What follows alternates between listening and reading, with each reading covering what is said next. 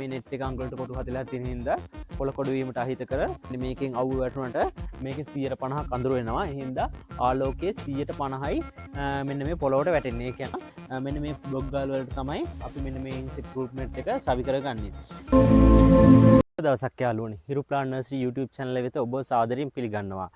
ඔයාලා දන්නවත් ඇති මම මේ channel එකෙන් ඔයාලට ගේන්න බලාපොරොත්තු වෙන්නේ නයිමිරිස් වගාව පිළිබඳව. ඒ කියන්නේ අපි නයිමිරිස් වගාවක් කොහොමද කරගෙන යන්නේ, ඔයාලට මොනවද නයිමිරිස් වගාව කරගෙන යද්දී ඇති වෙන ගැටලු, ඒ සියලුම දේ පිළිබඳව සවිස්තරාත්මක විස්තර මම ඔයාලට මෙන්න මේ channel එකෙන් ගේන්න බලාපොරොත්තු වෙනවා. එහෙනම් අපි වීඩියෝ එකට යමු.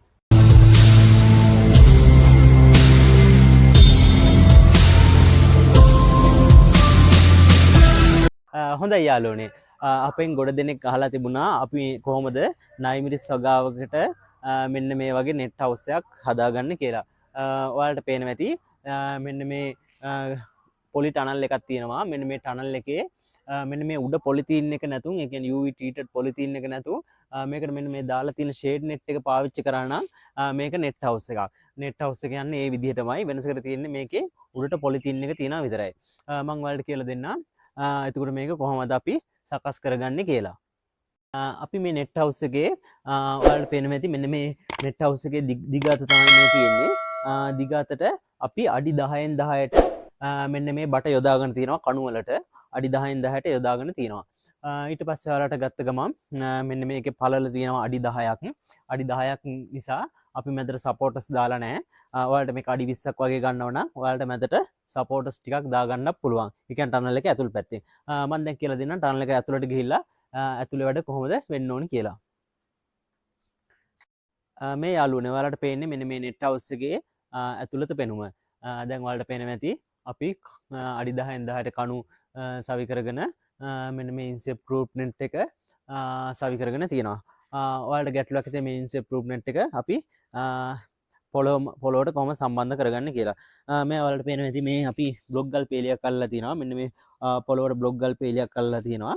මෙන්න මේ බ්ලොග් ගල් වලට තමයි අපි මෙන්න මේ ඉම්ප්‍රූව්මන්ට් එක සවි කරගන්නේ. ඒක ඔයාලට කරගන්න පුළුවන් කොන්ක්‍රීට් යන පාවිච්චි කරලා. මෙන්න මේ කොන්ක්‍රීට් යන ටිකෙන් මෙන්න මේ ඉම්ප්‍රූව්මන්ට් එක ඇදලා ඔයාලට ගහගත්තා නම් හරි. ඊට පස්සේ දැන් මේක සීල්. දැන් මේකෙන් ඊට පස්සේ පිටත ඉන්න සත්තුන්ට ඇතුළට ඇතුළු වීමේ හැකියාව අඩු වෙනවා. මෙන්න මේ විදිහට ඔයාලා කරගත්තා නම්. මේ නෙට් එක අපි අරගෙන තියෙන්නේ අඟලට කොටු 40ක නෙට් එකක්. මෙන්න මේ නෙට් එක අඟලට කොටු 40ක් තියෙන හින්දා කොළ කොඩු වීමට අහිතකර කෘමීන් ඇතුළට එයම වළක්වා ගන්න පුළුවන් මෙන්න මේ නෙට් එකෙන්. යාළුවනේ ඔයාලට මෙන්න පේනවා ඇති මෙන්න මේ කළු දැලක් තියෙනවා. මෙන්න මේකට කියන්නේ ෂේඩ් නෙට් කියලා. මෙන්න මේ ෂේඩ් නෙට් එක ඔයාලා පාවිච්චි කරන්න ඕනි ෂේඩ් එක තමයි 150. ඒ කියන්නේ මෙන්න මේකෙන් අවු වැටුණට මේකෙන් 150ක් අඳුර වෙනවා. ඒ හින්දා ආලෝකයේ 150යි මෙන්න මේ පොළොවට වැටෙන්නේ. ඒ කියන්නේ ඔයාලා දැන් මේක පැල හිටවල තියෙනවා නම් 150යි මෙන්න මේ ෂේඩ් නෙට් එකෙන් වැටෙන්නේ. දැන් ඊට පස්සේ ඔයාලා ඉන්සෙප්ට් වටේට ගහගෙන මෙන්න මේ 150 ෂේඩ් නෙට් එකත් උඩට සවි කරගත්තා නම් ඔයාලගේ නෙට් හවුස් එක හරි. මම ඔයාලට අද කියලා දුන්නා කොහොමද අපි නිවැරදිව නෙට් හවුස් එකක් සකස් කරගන්න කියලා. මම ඔයාලට දැන් ඉක්මනට කියලා දෙන්නම් මේ නෙට් හවුස් එකක් අපි අඩු වේදමින් කොහොමද සකස් කරගන්න කියලාත්. ඔයාලට යාළුවනේ මෙන්න මේ යකඩ බාර වෙනකොට ඔයාලට පාවිච්චි කරන්න පුළුවන් කිතුල්ලි, ඊට පස්සේ උණ බට වගේ දේවල් පාවිච්චි කරන්නත් පුළුවන්.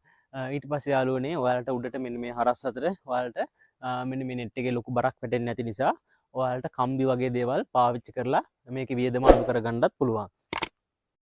මම හිතනවා මේ වීඩියෝ එකෙන් ඔයාලා දැනුමක් ගන්න ඇති කියලා.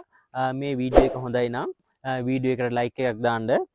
අපේ YouTube channel එක subscribe කරලා අපිට සහයෝගයක් ලබා දෙන්න. එහෙනම් තවත් මෙවැනි වැදගත් වීඩියෝ එකකින් අපි හමු වෙමු.